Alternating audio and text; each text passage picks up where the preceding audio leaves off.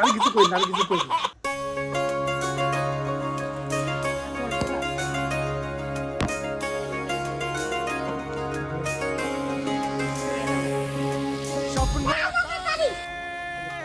দিলাম পাড়ি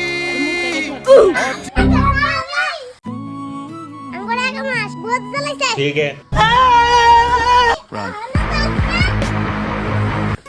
বাবুরে বহুত জ্বালাইছি